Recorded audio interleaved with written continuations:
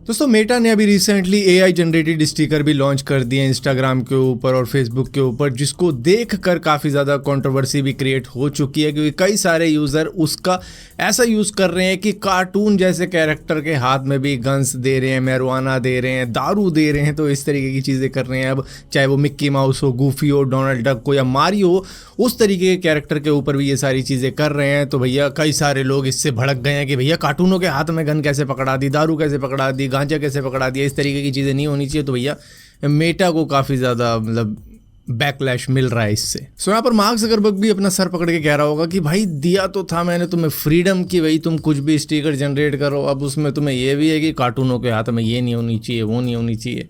ठीक है, अब इसको भी बंद कर देते हैं फिर। दोस्तों लास वेगस के अंदर ये जो गोल सा स्ट्रक्चर तैयार किया गया है, दुनिया की सबसे बड़ी स्फेरिकल स्ट्रक्चर भी कही जा सकती है, जो कि 2.3 बिलियन US$ की वर्थ की है, इतना मतलब लगा है इसको बनाने में।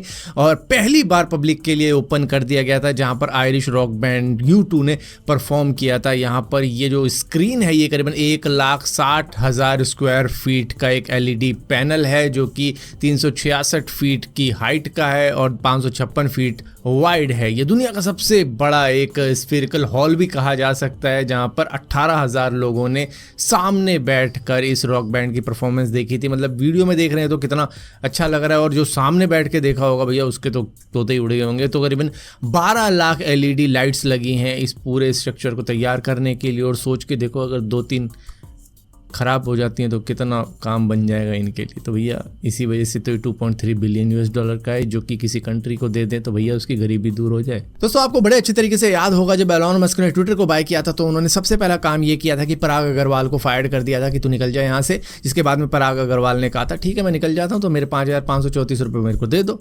तो एलॉन मस्क ने कहा किस लिए, इसकी ट्विटर की माँ बहन एक करने के लिए।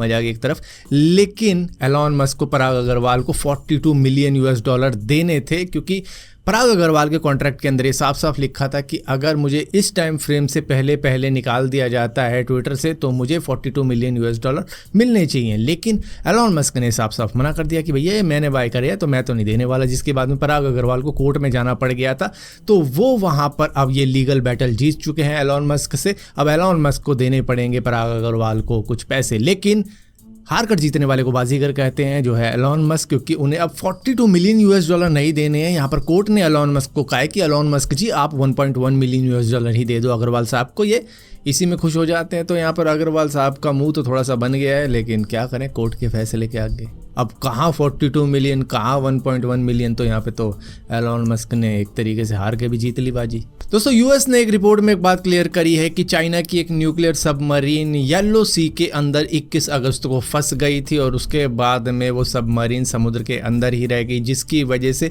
उस सबमरीन के अंदर जितने भी मरीन सोल्जर वगैरह थे इनके वो मारे जा चुके हैं, जो करीबन 55 है। लेकिन चाइना ने यहाँ पर साफ साफ इनकार कर दिया है कि नहीं हमारा तो एक भी सोल्जर नहीं मरा है, हमारी तो कोई सबमरीन भी नहीं फंसी है। दरअसल ये जो इनकी सबमरीन थी ये खुद ही के ट्रैप के अंदर फंस गई। चाइना अक्सर क्या करता है कि अमेरिकन और ब्रिटिश वेसल्स के लिए ये चेन और कुछ एंकर वगैरह लगा देता है जिससे कि उनकी सबमर्सिबल फंस जाए, लेकिन यहाँ पर चाइना की ही सबमर्सिबल फंस गई। जिसके बाद में कोशिश तो की गई इसको रिपेयर करने की, करीबन 6 घंटे तक लगाए गए उसके अंदर जितने भी ऑफिसर थे उसको फिक्स करने के लिए, लेकिन ऑक्सीजन की कमी हो गई, जिसकी वजह से उन सभी की मौत हाइपोक्सिया से हो गई, यानी कि लैक ऑफ ऑक्सीजन से उन सभी की मौत हो गई। जिसके बाद में चाइना आज की डेट में डिनाई करता है कि नहीं हमारे साथ में ऐसा कभी हुआ ही नहीं, हमारी तो सबमरीन एकदम ठां है, इधर उधर घूम रही है अभी भी। दोस्तों फ्रांस के कैपिटल पेरिस के अंदर 2024 का ओलंपिक होने वाला है, लेकिन वहाँ के होटल, एयरपोर्ट, ट्रेन,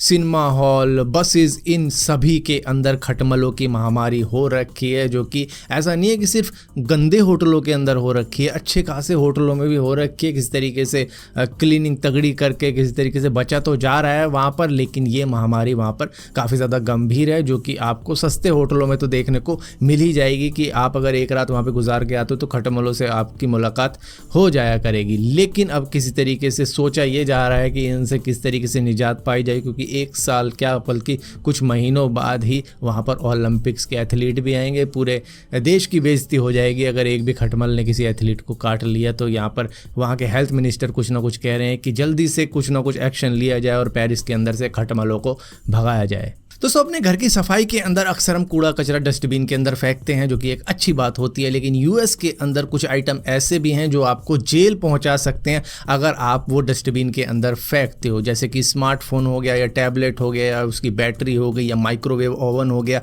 या मोटर ऑयल हो गया या कंप्यूटर के पार्ट हो गए या पूरा कंप्यूटर हो गया या टीवी हो गया, एलईडी हो गया। तो इस तरीके के कंपोनेंट अगर आप डस्टबिन के अंदर यूएस के अंदर रहते हुए फेंकोगे तो आपको जेल में भी जाना पड़ सकता है, और अगर जेल नहीं गए तो कम से कम $100 या $200 का जुर्माना ज़रूर लग जाएगा आपके ऊपर। और आपके दिमाग में आ रहा होगा कि ऐसा क्यों किया जा रहा है। दरअसल इनसे क्या है, एनवायरमेंटल डैमेज होते हैं तो इनको रिसाइकल किया जा सकता है, तो आप इनको रिसाइकल कर सकते हो या फिर जो भी रिसाइकलिंग की सर्विसेज होती है वहाँ पर दिया जा सकता है। इनको बजाय इसके डस्टबिन में फेंक दो और उसके बाद में वो कहीं ले जाएं, जिसके बाद में एनवायरनमेंट को काफ़ी ज़्यादा हार्म पहुँच सकता है इनसे।